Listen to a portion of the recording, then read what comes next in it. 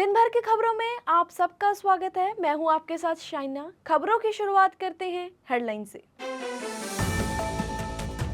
Tri city में बड़े नशा तस्करों पर ईडी ने शिकंजा कस दिया है। आपको बता दें कि 4 बड़े नशा तस्करों के खिलाफ ईडी ने विशेष अदालत में चार्जशीट को दाखिल कर दिया है। आपको बता दें जिसकी अगली सुनवाई होगी वो 23 दिसंबर को होगी। इन चारों नशा तस्करों ने ट्राई सिटी में भूचाल मचाया हुआ था। 2 साल पहले जो ईडी ने गिरफ्तार कर लिया था, अब विशेष अदालत में इनके खिलाफ जो है चार्जशीट दायर कर दी गई है। करोड़ों रुपए इन्होंने नशा बेचकर कमाए थे। इससे पहले आपको बता दें कि जब ये गिरफ्तार किए गए थे तो 20 करोड़ का जो नशा था इनके पास से बरामद किया गया था। जो नशा बरामद किया गया था यानी उसकी जो कीमत थी वो मार्केट में 20 करोड़ रुपए थी। अब आपको बता दें जो इन्होंने करोड़ों रुपए कमाए थे वो भी ईडी ने जो भी इनकी जो संपत्ति थी वो जब्त कर ली है। तो एक बड़ा शिकंजा जो है ईडी ने नशा तस्करों के खिलाफ कसा है। ईडी ने जो 4 बड़े नशा तस्कर गिरफ्तार किए थे उनमें थे लवप्रीत सिंह उर्फ लवी, जो सरपंच विक्रमजीत सिंह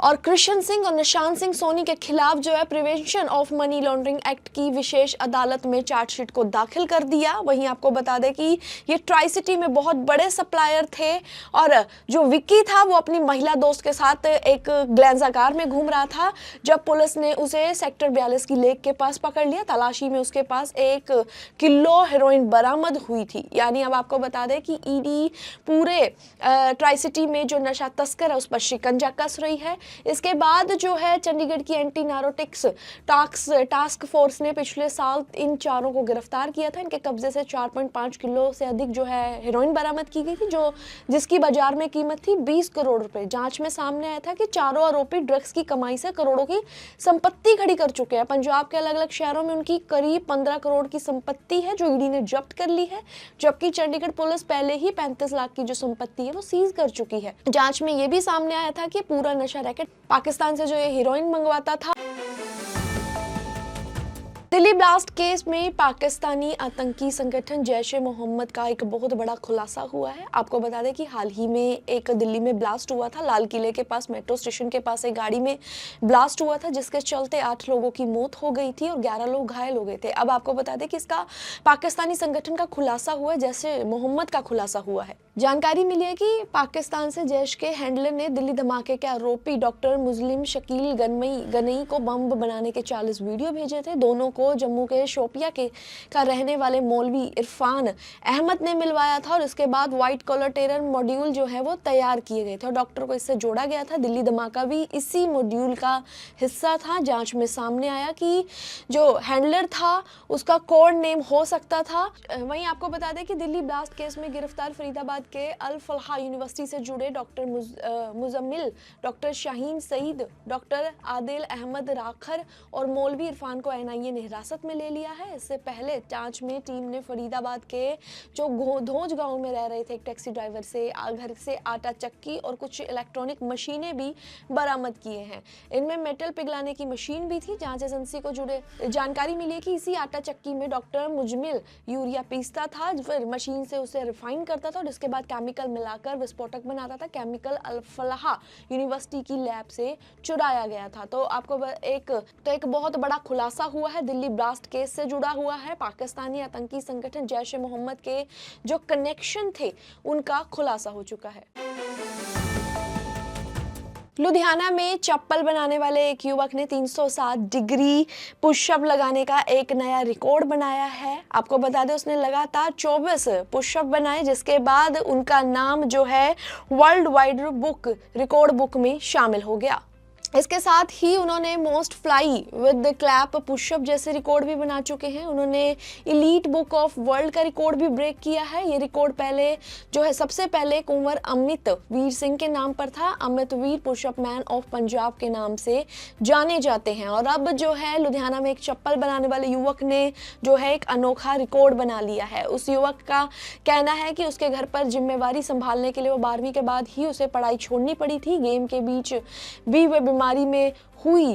गेम के बीच वो बीमार हो चुका था जिसमें गेम से वे 2 साल गेम से वो दूर रहा था। कंपटीशन की फीस के लिए चप्पल बनाने की दुकान का काम करता था। अब जो है युवक का कहना था कि बचपन से ही वो एक एथलीट बनना चाहता था, लेकिन परिवार की आर्थिक स्थिति के सामने एक बहुत बड़ी चुनौती थी उसके लिए। खेलों में जाने से पहले आर्मी में जाने का उसने प्लान बनाया था, लेकिन 8वीं क्लास के बाद ही उसने तैयारी शुरू कर दी थी। उसका कहना था कि 8वीं क्लास में आर्मी में जाने के लिए रनिंग शुरू कर दी थी। 4 साल तक आर्मी में जाने की तैयारी की। पहले पेपर में 1 नंबर से रह गया था। इसके बाद उसने फिर भी अपनी तैयारी को जारी रखा। दूसरे पेपर में 3 नंबर और तीसरे जो पेपर में थे वो 5 नंबर में उसने पेपर क्लियर नहीं हुआ।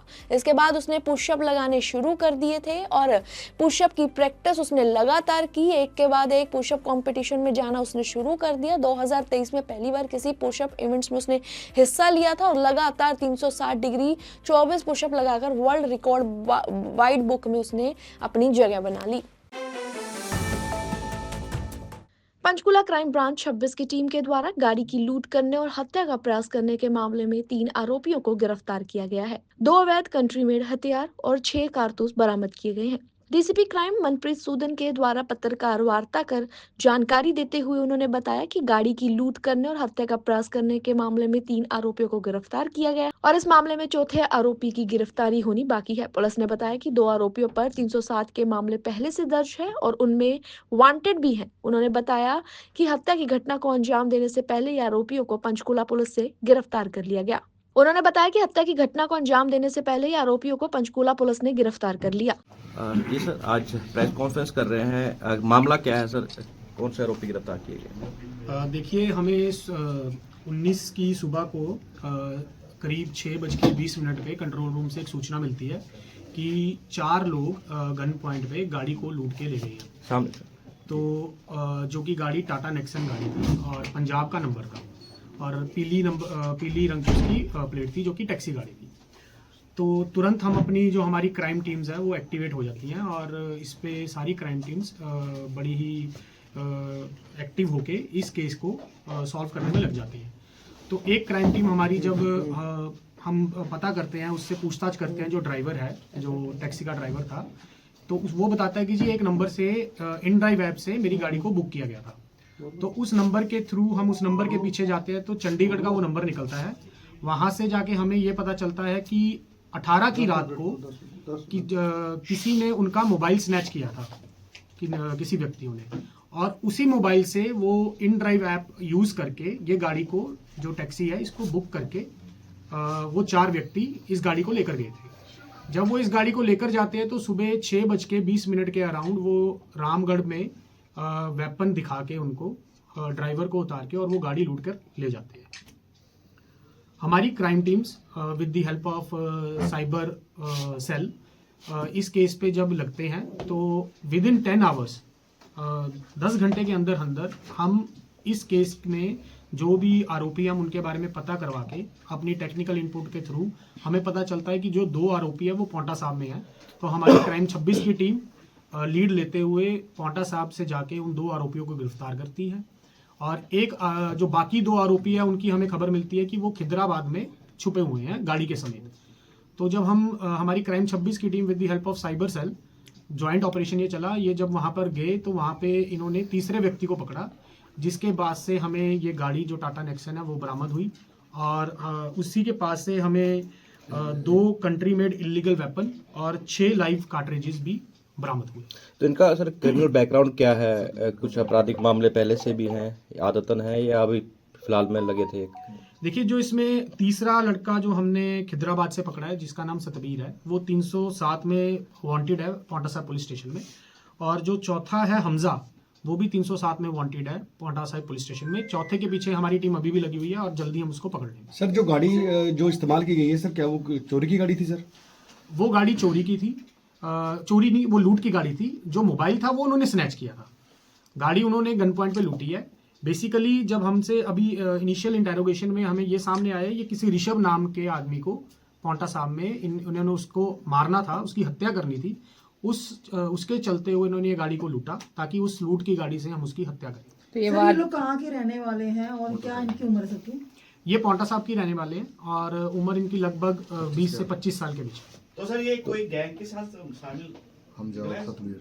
जो हमजा और सतबीर है जी, ये 307 में वांटेड है। इनके ऊपर पुराने मुकदमे भी है पांवटा पुलिस स्टेशन में, जी। और उसी के तहत चलते हुए इनकी आपस में जो राइवलरी थी उसके तहत चलते हुए इन्होंने ये अटैक करना था ऋषभ पे, तो जो हमने एक मर्डर को होने से इसमें प्रिवेंट किया। सर जो असला और गोलियां जो बरामद की गई हैं सर, वो किसी तरह से कुछ सप्लायर कोई कहाँ से लेके आए? उसके पीछे हमारी अभी टीम लगी है। अभी ये बहुत ही इनिशियल स्टेज पे है, इसके हम इंटेरोगेशन कर रहे हैं। सर, और किसी तरीके की नशीले पदार्थ भी यूज करते हैं जो अगर 3 आरोपी आपने पकड़े कोई गांजा पीते हैं ये, बट आगे भी हम देख रहे हैं भी कहाँ से इनको सप्लाई होता है, कहाँ से नहीं होता, वो हम सर चैन जो ऋषभ की आप कह रहे हैं कि हत्या के लिए आए थे, तो कोई सुपारी सुपारी दी गई थी इनको, ये कैसे?